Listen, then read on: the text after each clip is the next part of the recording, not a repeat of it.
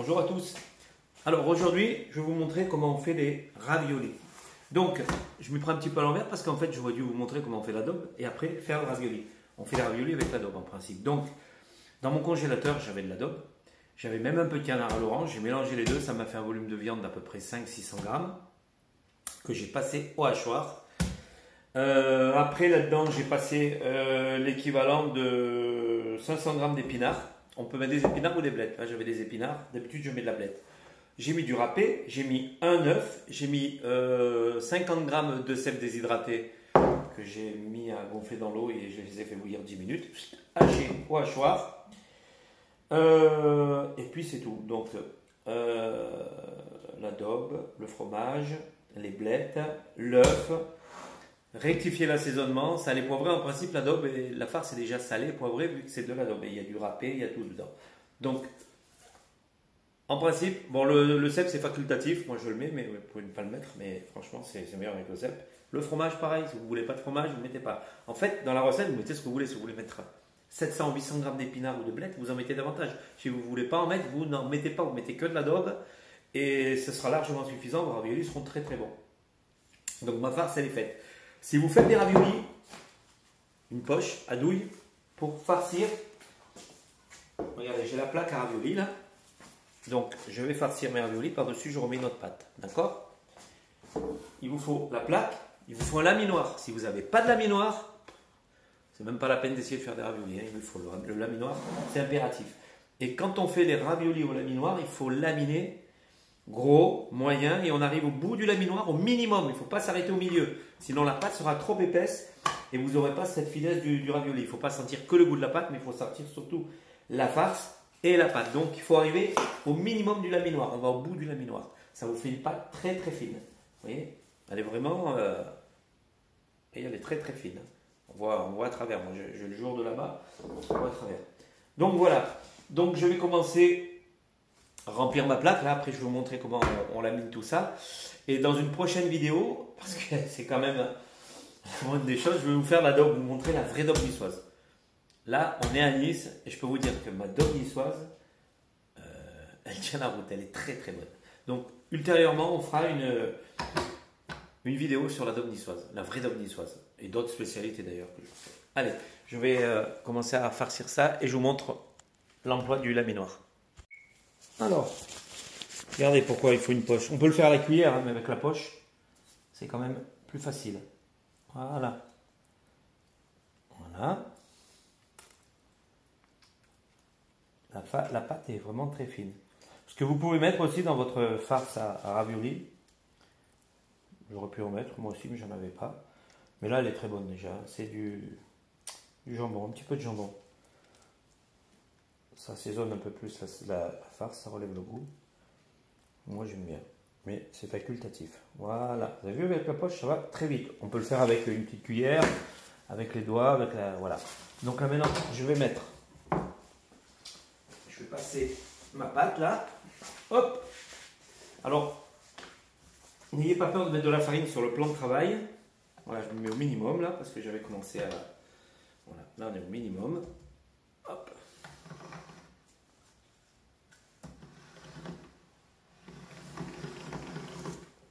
Voilà.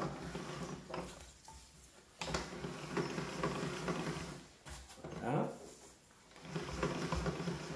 Et voilà. Alors maintenant, hop.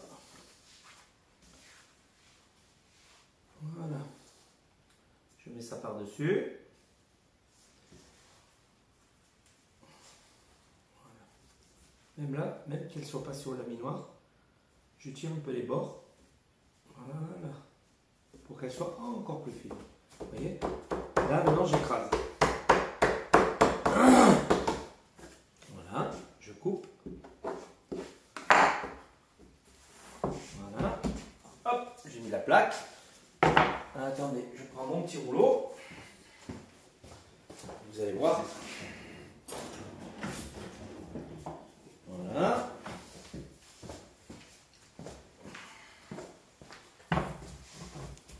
Voilà, on écrase bien. On peut faire des petites ravioles aussi, hein. J'ai la petite plaque. Hein. Là, c'est long quand même. Hein, les petites ravioles, je les ai déjà fait une fois. C'est quand même long à faire. Voilà. Hop. On enlève le surplus de pâte. Alors, où elle nous servira pour continuer à faire des ravioles s'il nous reste de la farce, mais ce ne sera pas le cas. Les petits morceaux, là, après, on fera des pâtes fraîches. Voilà. Voilà. Je les démoule. Hop là. Et voilà. On a nos raviolis. Vous voyez? Ouais, on les voit bien. Voilà. Vous voyez? Voilà. Je vais les mettre sur un papier sulfurisé et sur un plateau. De toute façon, ça va en faire quand même beaucoup là. Et après, tout ça, je vais le mettre au congélateur. Alors, allez, on va laminer tout ça. Je mets au maximum du laminoir. Hein. Hop, le plus gros. Alors, on commence par le plus gros et on finira par le plus petit. Par la plus petite de taille. Pour que ce soit bien fin. Donc là, on est toujours dans la partie grosse. Voilà, je diminue. Hop, allez. Et on dirait pas comme ça, mais bon, là je suis seul pour le faire, c'est mieux quand il y a une personne, quand la pâte elle devient longue. Quelqu'un aide à tirer la pâte ou quoi, c'est mieux de le faire à deux des fois, mais bon. Et on dirait pas, mais le laminoir, les raviolis, c'est quand même assez technique. C'est quand même pas si facile que ça à faire. Ça a l'air comme ça, là, mais quand la pâte elle est très fine, comme ça là, on arrive au bout. Faut y aller. Alors, je mets quand même de la farine pour être sûr qu'elle ne colle pas quand même. Voilà. Hop là. Et maintenant, je vais au minimum. Ce que je vous disais là, quand on est seul, au minimum, c'est un peu compliqué. Il faut que ça aille bien droit. Hop. Je fais hop. Je mets là. Hop. Je me les fais de là. Voilà.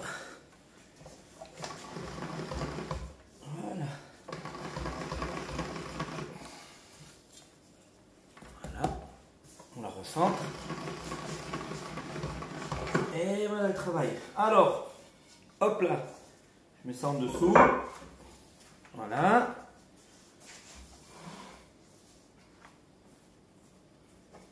Vous avez vu, elle est hyper fine. Très fine, mais elle ne se crèvera pas à la cuisson, ça ne se crèvera pas. Faut pas elle se dire, tiens, on va faire épais, si ça se crève, machin, tout chouette. Non. Voilà, je fais ça. Maintenant, je prends ma poche, comme je vous ai montré tout à l'heure, et hop. Voilà. Une belle noisette de farce. Ça sent bon, je sens de là. Oh, purée. Ça donne envie d'en manger. Mais même cru comme ça, la farce, il ne faut pas que je tape dedans parce que trop beau. Trop bon. Donc là, franchement, des raviolis comme ça. Mais, je vous dis, je vous ferai la daube, je vous regarderai comment on fait la daube. Si vous faites la daube comme je vous dis, vous aurez des raviolis exceptionnels, franchement. Regardez comme c'est beau ça. Voilà. Ensuite, hop, on met ça là, on recouvre. Alors,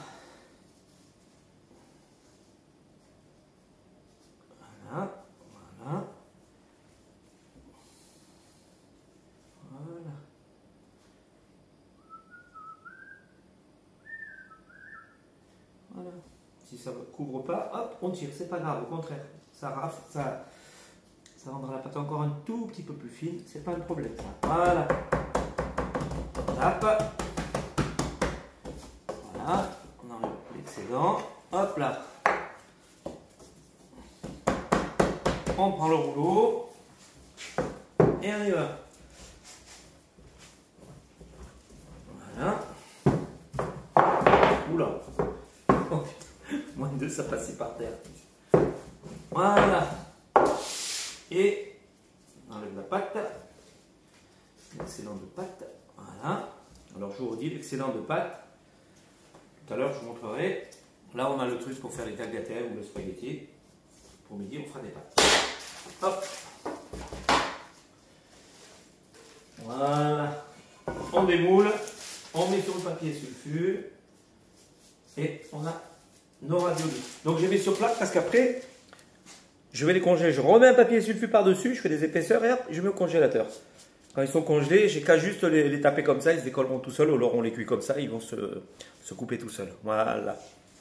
Hop là. Et on remet un petit peu de farine. Chaque fois, il faut remettre de la farine sur le moule. Voilà. Pour pouvoir redérouler le moule de truc.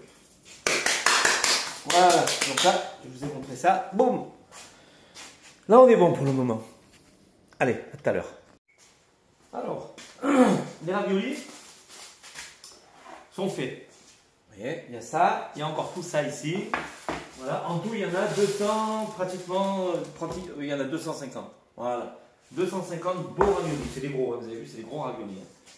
Le gabarit, il est quand même assez important. Allez, par rapport à ma main, ça fait un beau ravioli, bien farci, bien joufflu. Alors ça, c'est la pâte qui me reste, c'est les chutes en fait. Bon, j'aurais pu refaire les raviolis avec les chutes, mais j'ai plus de farce. Mais même les chutes, pour refaire les raviolis, la pâte devient un peu dure après à un moment donné. Donc, allez, je passe hop, au minimum maintenant, ça y est. Et voilà. Et là maintenant, je vais faire on passe là, des tagliatelles. Toujours avec cet appareil. Voilà. On passe là. Voilà.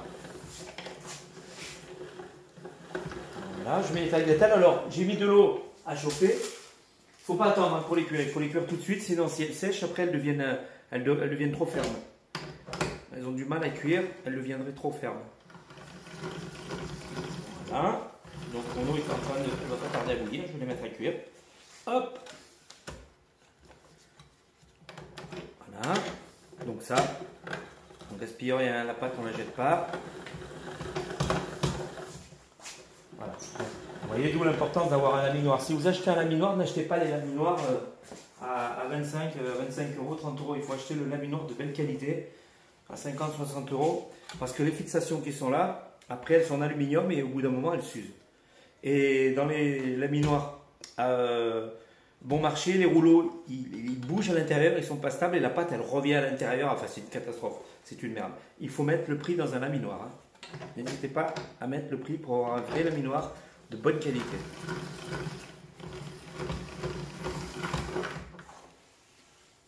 Voilà. Hop. Et ça là. Hop, je récupère là. Et voilà. Je mets sur un papier sulfurisé.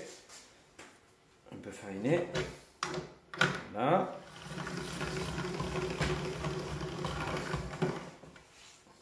Je suis au minimum du laminoir là. Hein. Un 9. C'est vraiment le minimum. Il faut faire quelque chose de fin. Maintenant, si vous aimez les pâtes un peu plus épaisses, ben, vous mettez à 9. Ben, vous mettez à 7, vous mettez à 8. Vous voyez, hein, moi, je les aime un petit peu fines, mais encore, c'est des jolies fins, mais même une fois cuite, vous allez voir, une fois cuite, on ne peut pas dire que ce soit particulièrement fine. Donc, voici les tagliatelles faites avec les chutes. Donc, on va les cuire tout de suite. On va les mettre dans l'eau bien chaude. J'aurais pu les fariner pour les décoller comme ça, mais c'est pas la peine, je vais les cuire tout de suite. Allez, à tout de suite. Alors, voilà. Regardez ça, ce sont les tagliatelles. Elles sont cuites. Je vais mettre un petit peu de beurre dedans. Voilà. Et là, je vais cuire quelques raviolis pour vous montrer comment ils vont rester. Eux, on les mangera avec la sauce de l'adobe. Et ça, on va le manger avec, certainement avec un petit peu de beurre, un peu de fromage. Voilà, des belles tagliatelles. Alors, dès que l'eau elle bouillait, je les ai jetées dedans. Dès qu'elles seront montées à la surface, une petite minute d'ébullition, hop, égouttées, rincées et dans le saladier tout de suite. Elles sont al dente, elles sont très très bonnes. Voilà. Allez, je reviens pour les raviolis. Voilà, les raviolis sont là. Et ils sont très très très bons. J'ai mis la sauce de l'adobe, bien sûr. Voilà, le résultat il est là. Et avec les tagliatelles là-bas. Je ne vous ai pas donné les proportions, la recette de la pâte en fait. Donc, pour 1 kg de farine, c'est beaucoup, 1 kg ça en fait vraiment beaucoup. Hein. En fait, c'est pour 100 g de farine exactement, c'est un œuf. Voilà. Si c'est un bel œuf, un œuf moyen. Si c'est des petits œufs, un tout petit peu plus. Mais en fait, il faut 100 g de farine, un œuf, et une demi-cuillère d'huile d'olive, une petite cuillère à café d'huile d'olive pour 100 grammes de farine. Voilà.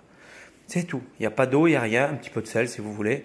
Mais il n'y a pas d'eau. C'est juste de la farine, des œufs, un petit peu d'huile. Alors, je mets les œufs entiers. Il y a des gens qui mettent que le jaune et un petit peu de blanc. Mais non, moi, je ne fais pas comme ça parce que après, vu la quantité d'œufs qu'il me faut, il va me rester trop de blanc. Donc, je mets le blanc, je mets le jaune, je mets tout. Je mets un œuf, un petit peu d'huile, du sel et de la farine. Voilà, c'est terminé. Et je me mets sur le plan de travail. Et je mélange bien tout ça, il faut le faire sur le plan de travail. J'ai un robot kitchenette, mais le robot n'est pas assez fort pour bien mélanger la pâte. J'ai essayé de le faire, c'est une pâte qui est quand même assez ferme, assez dure, donc il faut le faire à la main. C'est beaucoup plus simple, faut bien l'écraser, bien la fouler. Et à un moment donné, sur votre plan de travail, eh ben la pâte elle ne collera plus du tout sur le plan de travail. Ça fera une boule, elle sera parfaite. Et vous la laissez reposer une petite heure au frigo, et après vous pouvez la travailler. Voilà. Allez, à bientôt.